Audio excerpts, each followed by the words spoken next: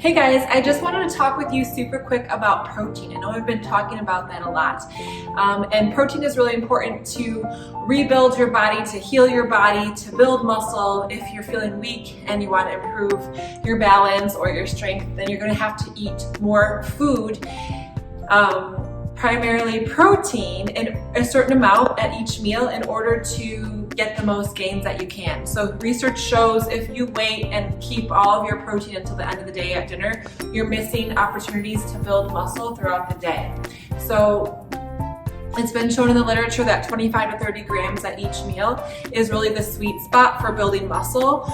More than that, you're not going to necessarily build more muscle. You might use that protein for other things, healing your skin or making other factors in your body. So you can also use protein for other things, but in terms of building muscle, you really max out around that 30 grams.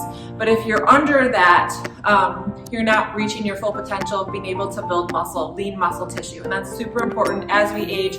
We want to have really high metabolisms that come from really active muscle tissue. So some examples to get that protein in the morning when people aren't necessarily super hungry would be to do a protein shake. It's a really easy way to get in 25-30 grams of protein because it's a tiny powder that you mix with liquid like milk or water. The other thing for lunch, people don't realize that like a cup of Greek yogurt or a cup of cottage cheese has close to that 25 grams of protein. So that's another easy way that maybe you could get it in. Eggs really don't have a ton of protein in them. There's only about 6.3 grams of protein in an egg. So if you like to have eggs for breakfast or for lunch, then you want to combine that with another source of protein like sausage, or even oatmeal mixed with protein powder can be a nice snack too, or in addition to your eggs. And then lunch and dinner are usually easier because you can have like a hamburger or a chicken breast or filet mignon or whatever it is, fish, salmon, etc. So you're going to want between 3 to 4 to 5 ounces of beef, chicken, pork. You might need a little bit more ounces with fish just because it tends to be not as dense as some of the other sources of protein. So I know it can be a hard kind of thing to chew on, is to get in that much protein right away when you're not used to eating that much protein. But if your goals really are to build lean muscle tissue, then this is the fastest way to do it, to really have 25 to 30 grams at breakfast, lunch, and dinner.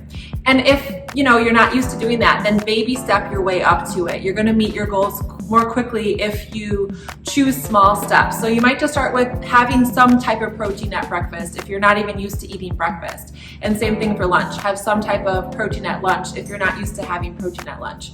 So just to go over examples of different forms of protein: eggs, chicken, tuna salad, egg salad.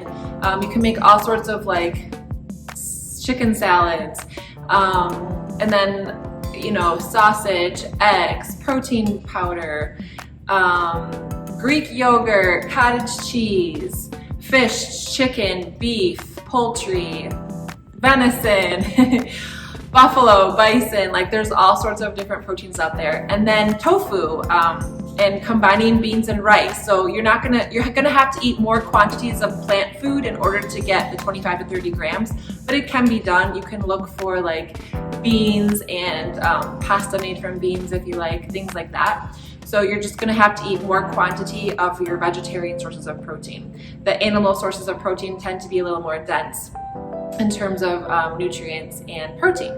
So I hope that makes sense. Please reach out if you have any questions, but just remember to take it slow and just try to incorporate protein at each meal, and then start to add up how much protein you're actually getting to see if you can start to creep up to that 25 to 30 grams. All right, here's to your health and happiness. We'll talk to you next time.